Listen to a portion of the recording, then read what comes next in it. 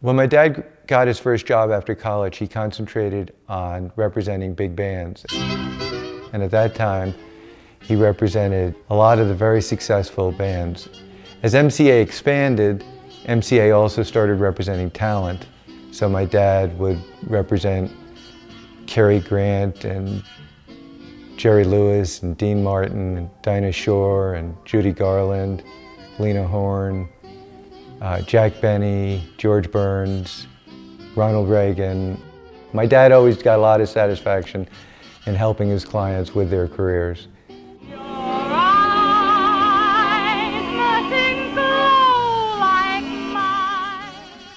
My mother and father first met after World War II when my mother had gone over to London after she had been offered the lead in Oklahoma. My dad at the time was an agent. He went to meet with my mother to get her to sign with MCA, and that was their first meeting. She later said that she wasn't very impressed. She thought that he was a big shot and he had no interest in her at all. Luck be a lady tonight. And shortly thereafter, she was interviewed by the producers of Guys and Dolls, and she was offered the lead for the play Sarah Brown. And it was very successful. In 1951, she won the Tony Award, and that was basically the beginning of her career. With regard to my mother and father moving beyond the business relationship, the first time my dad went to see my mother in Guys and Dolls, she had given him her house seats, and the house seats were usually the best seats. So it's like 7th row center. And my dad is sitting out in the audience for the first time seeing the play, and he fell sound asleep. So my mother's standing up there, center stage, looking down, and there's my dad asleep. But he did come back after the play, and he invited her out that evening, and they went out dancing and had a wonderful time. 2 years later, they were married. As a matter of fact, she was on the Ed Sullivan Show the night before they were married, and Ed Sullivan announced that they were getting married the next day. I think that you're singing love songs much better this week because, you see, she's getting married tomorrow. Luck be a lady tonight.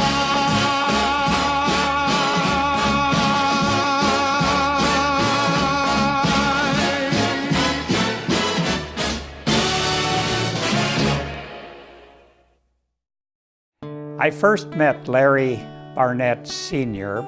in about 1977. I had joined a predecessor organization to the ALS Association called the ALS Society of America. Well, the next meeting that he and I both attended, the chairman of LSOA abruptly resigned and nominated Larry to be his successor.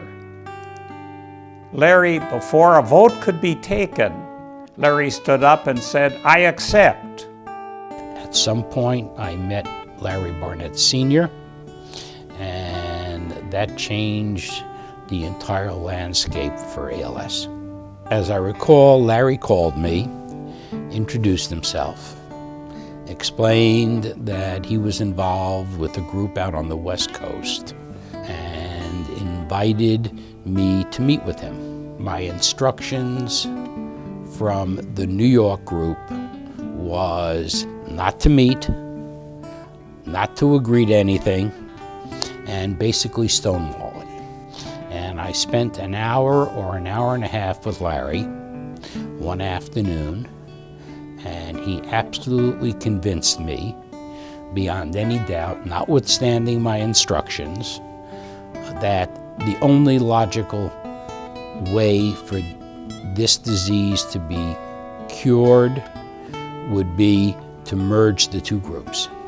When we talk about the Barnetts, when we talk about Larry and Isabel, I think what's important for people to know is their connection to ALS was not through a family member.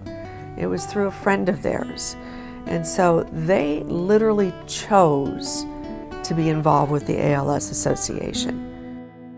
Larry had a role in everything involved in the ALS Association, together with others, but he singularly led the entire process and made happen what has happened.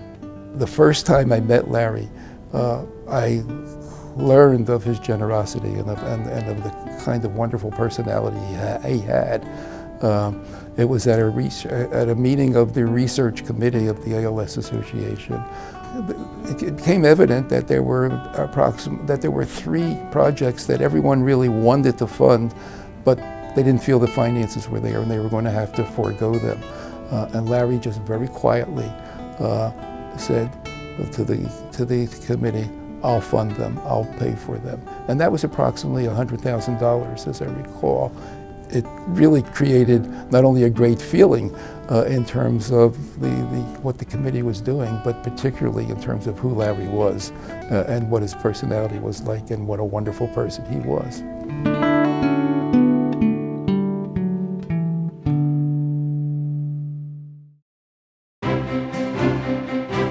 In the late 1980s and early 1990s, the ALS Association began to fund genetic research through the support of the Larry and Isabel Barnett Foundation.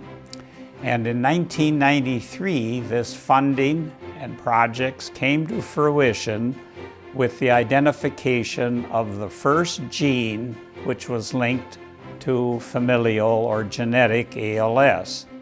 I remember when we were told by Bob Abendroth, who was for years the chair of ALS's research committee, that the first gene ever for ALS had been discovered. And in fact, it had been discovered through the generosity of funds from the Barnetts. That was 1993. My husband died in 1984. When he was diagnosed, he was told to go home, get his affairs in order, and wait to die. And I felt, and so many of us felt, that now, because of the Barnett's generosity and the finding of the SOD1 gene, there was now hope. In fact, the discovery of the first mutation, SOD1, for ALS was a landscape discovery, it was a landmark discovery. It was really something that changed the field and the ability for people to get into this research area. And it's really thanks to the Barnett family who really built a foundation for our program that's brought us to the amazing time that we're in now for ALS research.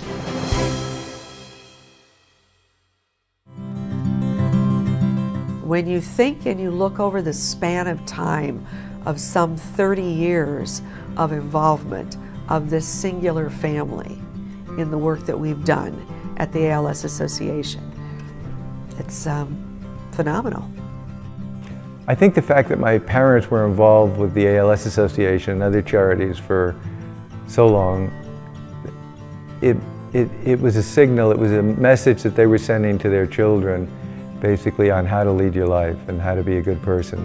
And I think that they would be very happy that we're continuing on the path that they first started. I interned for the ALS Association in 2010, and then 2 years after that, I wanted to make a bigger impact, so I decided to climb Kilimanjaro as a fundraiser. Just thinking about the people who are diagnosed with ALS that can't even walk just gave me the power to continue my climb, because I knew that as difficult as it was in my last few hours on my last day to climb that last 1,000 feet, that tomorrow I would walk down the mountain. But for thousands of people diagnosed with ALS, there was no walk down the mountain.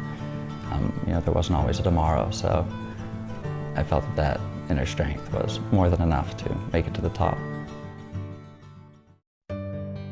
We will now have the Lawrence and Isabel Barnett drug development program that will continue to live on for the ALS Association as we seek and search for new treatments for those living with ALS every day. And the drug development program is so essential. It brings together the industry, the academics, the clinicians, and really has helped expedite where we are today. I'm just really grateful to the Barnett family for committing to our drug development programs, and know that we are going to make a huge advance in the coming years for ALS and people living with the disease. So to the Barnett family, I would say thank you, and what an honor it was to know Isabel and Larry Barnett.